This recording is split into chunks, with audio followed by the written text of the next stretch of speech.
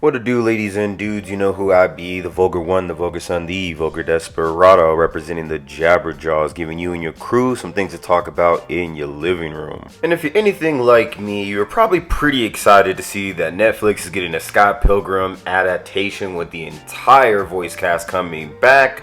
But if you're also like me, you had a little skepticism just because it's Netflix and, well, we know their track record as of late. So I won't be with y'all long, just want to give my general thoughts, maybe some predictions of pros and cons, what we might get here, things to look forward to, and just kind of briefly go over the article. But before we do all that, you know what to do. Please hit that like, please hit that subscribe, would really appreciate it on our road to 1,000. Thank you very much. Alright, so if you have not seen Scott Pilgrim vs. the World or have not read the graphic novels by now, then let me inform you on the story. Scott Pilgrim, Scotty P as we like to call him over here. To win the girl of his dreams, he has to defeat her 7 deadly exes in essentially Mortal Kombat, where they explode into Canadian change at the end of the battle. But essentially it's a slice of life that kind of follows this dude as he kind of comes of age and trying to win his girl, and just kind of hanging out with his friends, to be perfectly honest. The movie kind of doesn't divulge that much into some of that other aspects of his life, but the books greatly do, and I recommend anybody that they should read those. They're fire. And as fire as they are, I'd be wholeheartedly admitting, like, what really put Scott Pilgrim on the map for me, and like many others, was the movie. Yeah, I seen that thing like 4 times in theaters when it first came out, and honestly, from the cinematography to the soundtrack, I mean, there's a lot to love in there, so many references to, people of all generations. I remember one scene that it's like a dream sequence where the background music is like the Zelda Fairy Fountain theme, and those are things that people that have played Zelda, whether you were born in the 80s, 90s, or 2000s, like, you would just catch that, There's like another scene where Scott's like, hey, check it, I learned like the bass line from Final Fantasy 2, like, there's a lot of moments in the story where it's just, I guess people would call them Easter eggs or mise-en-scène or whatever if you want to be more technical, but there's all these cool callbacks and relatability, if you will, to culture, to pop culture, to nerd culture, to whatever, the geekier side of life, and as I said before, this movie perfectly exemplifies those, that hipster culture, the nerd culture, that video game culture, and that's why it's a cult classic. I could go on talking about how awesome this is, and maybe might even do a review for this movie one day and just kind of talk about what makes it that good. But let's talk about this article and the announcement that they're getting a Netflix show. So again, one of the coolest things that was announced was that all the people that, played their roles in the movie are reprising their roles in this anime. And I think that, more than anybody, has everybody pumped. I mean, the fact that you could even get all the people back, everyone's got lives and, jobs and shit. Chris Evans, who knows, he's always acting. I think Mary Elizabeth Winstead just had a baby, so it's cool that they were able to get all these people back, even though they have so much going on with their lives at the moment.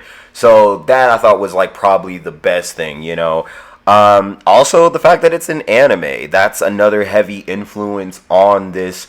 The comic book and the movie is anime. Some of the fights are very anime-like, and I think most people are going to gravitate to that. Let's be real, anime is the place right now. Most people don't give a fuck about cartoons or over-the-cow art style, and anime is the way to go. Even though this one, I wouldn't call it cow arts, but it has that kind of, chibier, kind of friendlier look that you obviously won't get in a fucking grittier anime.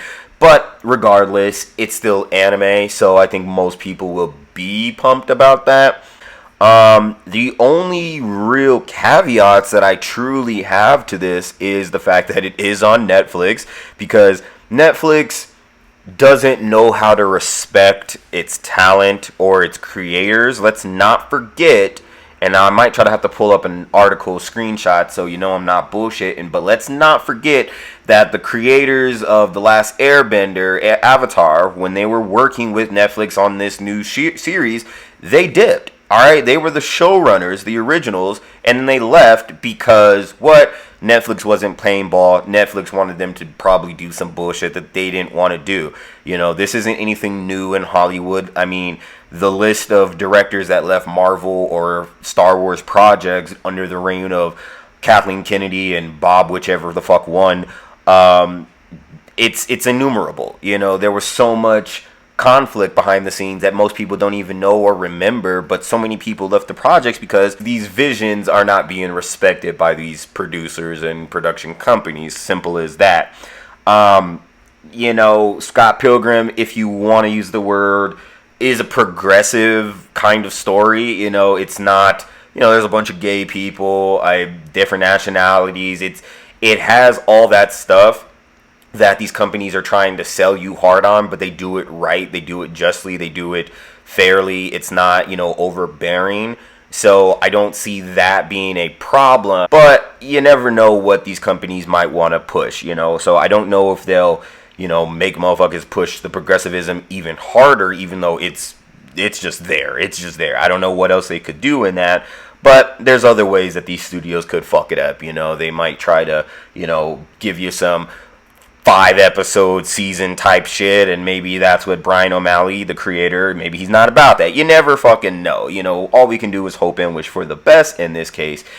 I think one also thing is that it's a weird one. This is like a pro and a con, or rather maybe I should say like a hope, is that being that it's an anime, being that it's coming to Netflix, I'm hoping they follow the graphic novel instead of the movie, right? Because one potential con is that they follow the movie and that it's a short TV show. Whereas if you follow the book, you got like 6 volumes that you can actually even break down into seasons, right? A lot of people don't know, and I'm spacing on them right now, but Scott Pilgrim versus the World is like, it's like either volume 1 or volume like 3 or something like that. But they have other volumes and they all have different names. One in particular being Scott Pilgrim versus the Universe, which I thought was kind of sick.